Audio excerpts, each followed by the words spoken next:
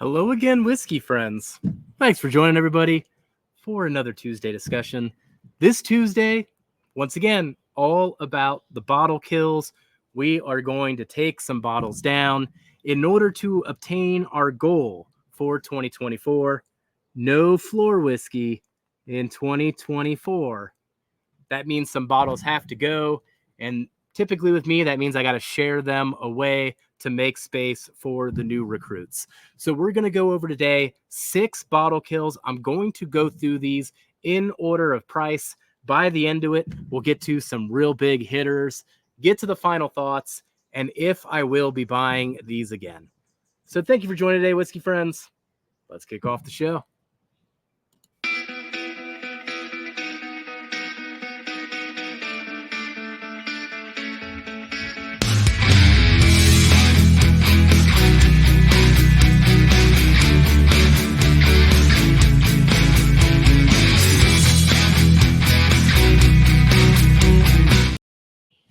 All right.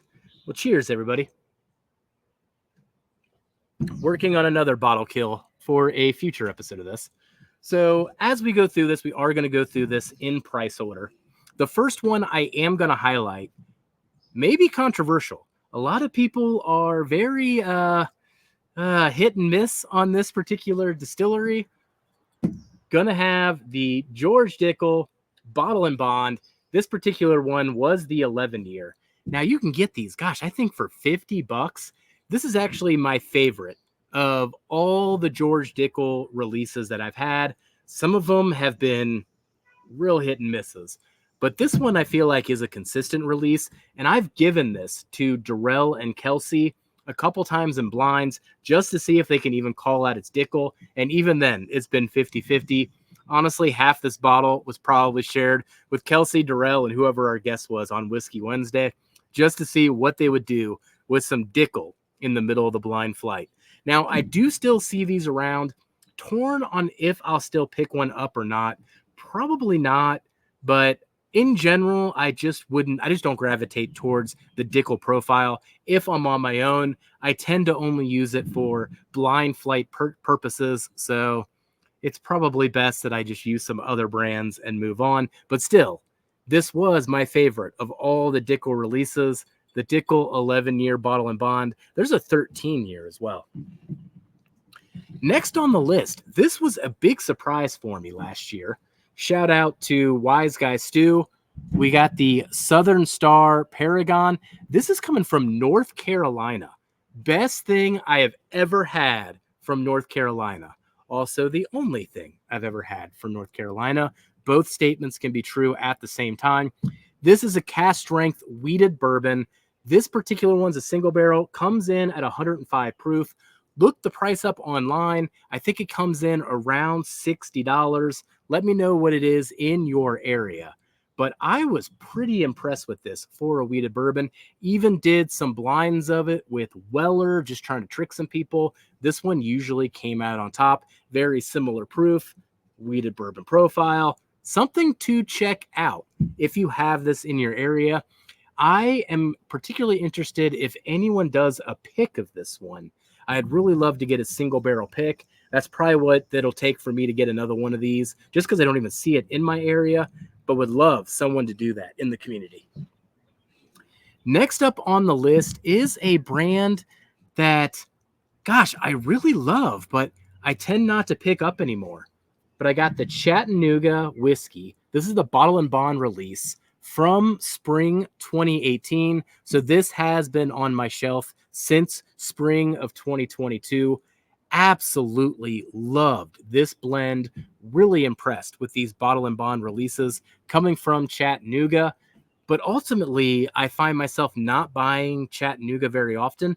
What interests me in general is that some of these craft distilleries, I'm looking to grow up with them. So when they were releasing 3-year-old product, I can't wait to taste it when it's 4 years, 5 years, 6 years. And so far, at least what I've seen on the wider distribution, maybe it's different if you live by the distillery, you can get the experimentals. But yeah, I don't think I've had anything from Chattanooga more than 4 years old when it comes to their own distillate. I know the founders, they mix it with the older MGP, but when it comes to their own, I think 4 years is as old as I've tasted, and I'm just interested to see how it evolves before I buy more Chattanooga. Next on the list, this one is a single barrel, can run between $80 and $100. Typically depends on the age, but I have so many of these on the bar right now. But the bottle that I hold in my hand is absolutely near and dear to my heart. But this is a Nashville Barrel Company pick. This one came out from the Mash and Journey Whiskey Club, called Houdini. It is only 6 years old. Man, this one was good. You know, for the most part, I would probably almost say don't grab MGP single barrels that are only 5 years, 6 years old. But this one defied all the odds. I mean, this one beats some of the 7 and 8 year ones that I have. So don't judge a book by its cover. Don't judge a whiskey by its age. They can be bangers at any age. But this one really set the stage for me on Nashville Barrel Company and the possibility of these single barrels. They were on my radar to begin with, but when this bottle came out about 2 years ago, it solidified Nashville Barrel Company with a special place in my heart. And I'm pretty sure there's probably about 9 single barrels downstairs right now as I experience, you know, the wide range of ages and profiles that they have and some of the things that they do with the whiskey.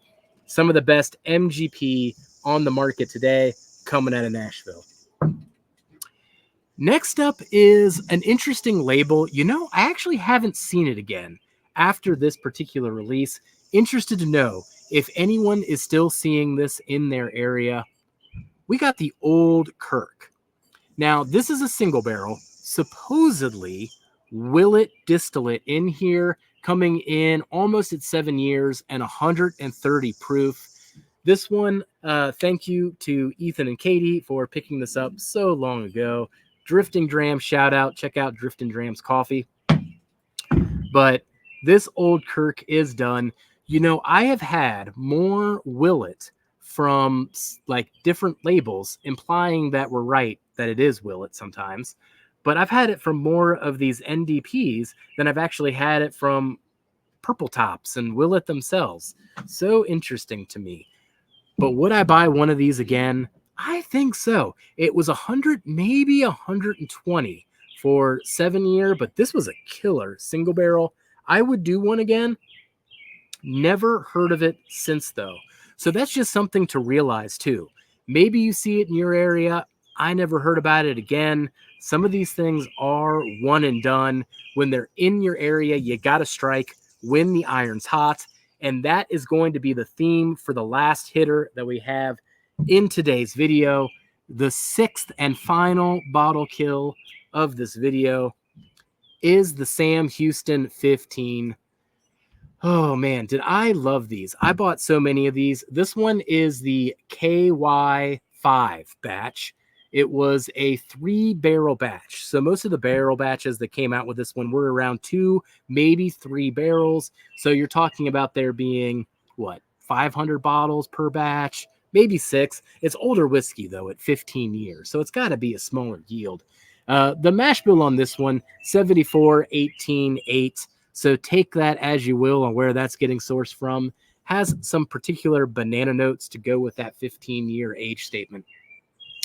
But this came out initially Sam Houston 12-year, then Sam Houston 13, then Sam Houston 14, then Sam Houston 15. Guess what? No Sam Houston 16s, no Sam Houston 17s, no Sam Houston to be found. This might have been the final run of Sam Houston because they can only hang on to these older casks for so long. Once again, you got to strike when the iron's hot, especially if the price is all right. These were about $140, $150. I would pay that over and over again for how good this whiskey was. I did hear some batches weren't as good as others, but I never experienced a bad batch of this. All the Kentucky batches that I got my hands on were amazing, and this is a release that I will miss deep down in my heart. So let me know if you've had any of these bottles that were just highlighted. What is your favorite? And also, what do you do with empty bottles when it's all said and done? Do you just recycle them? Do you use them for a craft project? Really curious. Let us know in the comments. Well, thank you for joining today, Whiskey Friends. We'll catch you on the next one. Goodbye, everybody.